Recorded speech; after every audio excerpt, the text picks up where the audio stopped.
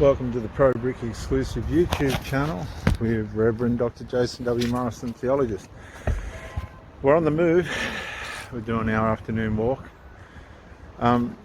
We left off with, and just let me say, I don't practice as a minister anymore, but I just share my knowledge and decades of experience. We left off last time on the subject of imbeciles, with realizing that you have to recognize there's a problem. And this goes for myself as well. These talks aren't about everybody else. It's not the point of it. You can't speak shit that you don't apply to yourself. So once the problem's been recognized, that's only the start. Then you've got to damn well get someone to take fucking ownership for it. Now, a problem can be recognised, but that doesn't mean people are going to take ownership for it. People are going to say, well, that's my fucking problem and I'm going to fix it. A lot of people won't do that. They don't want to. People don't want to be connected with problems, particularly if they're their own. But unfortunately, that's what courts and things are for, because people won't admit where they've done wrong or what they've done wrong. People want to hide from it, blame shift, they'll blame others. That's a good one, isn't it? They just blame shift it onto others. They'll go into denial, as I mentioned before. But if the problem's been recognised, if the crime's been done, as it were, then there has to be someone take accountability and responsibility. And that may not be as easy as you think. Getting people to do that may not be quite as easy as you think. You've got a society today of denialists, privileged, pedestaled young people. You've got a whole bunch of adults that aren't parenting properly. There's alcoholic parents, drug addict parents, medicated parents. It's just negligence. It's all negligence, whether they want to admit it or not. It's all blatant negligence. That's all it is. Absolute blatant negligence. And these people aren't sociologically forming properly. They're not definitely not domestically forming properly, because the problems are coming out of the home. Because anybody can do whatever they like and however they feel, or there'll be a tantrum or a standoff. So there'll be stonewalling and all this. There'll be people playing for power in the house, children fighting. See, this is where single mother homes don't work. Because without the authority in the house of a man, people are going to stand over. And once you've allowed a standover to form, then you've created a serial denialist, because that's what standovers do. They live in denial.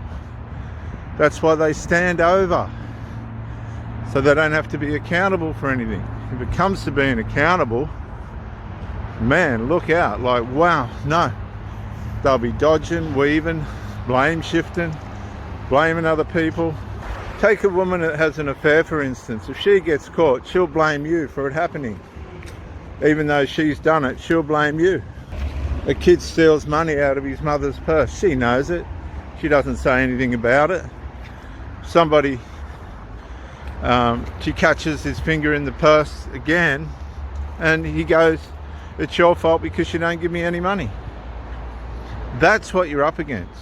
Somebody will kill somebody these days in a car accident or something and be completely negligent and get sent away for accident therapy while the other person's 6 foot under on a rehab program. That's how it's working today. You get these mothers that are children are fucking completely out of control, ruining their relationships. Why these women are having relationships in the first place has got me beat.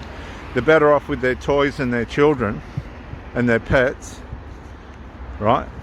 Bring trouble into other people's lives that are having a fucking go, proper go. They've got their children walking all over their private life. They're full of drugs, all of them, alcohol and Christ knows what else. And it's just an absolute mess. The whole thing's a mess. Rancid with dysfunction. I love this. People look at you like you're fucking stupid because you're filming yourself. But no, this is worth it. See, dysfunction's more popular than normality today. That's how it works. If you're normal, which nobody seems to know what normal fucking is anymore, because you're allowed to be whatever you want, and that's then therefore described as normal, right? So there's no parameters or any boundaries helping people to know what staying within normality fucking is in the first place. You've got the ones that don't know or want to know if they're male or female anymore, except their body's absolutely screaming at them what they are, so they chop that up. I know people that knew that it was wrong to get the jab and they just went and got it and then suffered the ailments of it and thought it was time to have a whinge. Lunacy. Can't be told. That's a generation that we live in. I've spoken to young blokes and they go, I know everything I need to know. Well, righto. Okay, then good for you. They don't. They're just having themselves on. The only person they're fooling is themselves. They're not fooling us older blokes.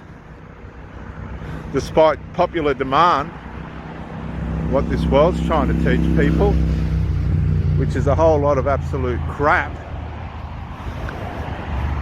Feminising men and young men and encouraging a lack of accountability and responsibility. When you've recognised the problem, right, whether the other person wants to accept it or not, you have to confront the fucking issue. Sorry for swearing, but it really is desperate times. You have to confront the issue. Oh, but today you can't do that, because if you upset somebody, it might help them look at himself so that they can help himself. That's why there's so many helpless people today, because you're not allowed even to confront the issue. Oh, don't confront the issue. You might upset someone. Don't worry about helping them. Just let them drown. Oh, it's just absolute insanity. Serial insanity coming from the top down. Sorry, guys. Just serial insanity. And it's starting in Parliament with all the liars and fucking fraudsters and fools in there. Half of them don't know what's going on. Wouldn't have a clue about themselves. They're liars, they're schemers. They read scripts that they know aren't true.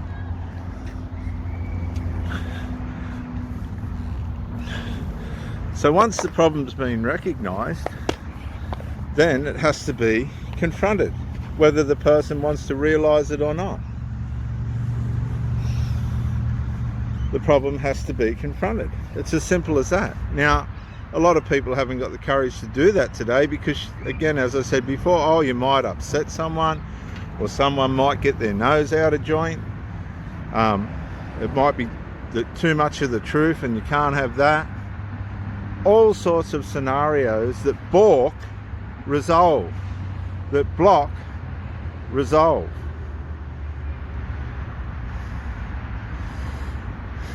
The problem people have got that come into my life is that ain't going to happen. Oh, we're going to fucking get resolved, whether you like it or not.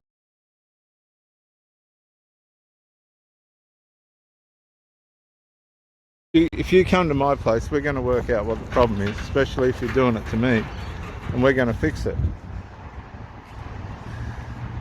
We're going to fix whatever it is, and we're going to fix it fast.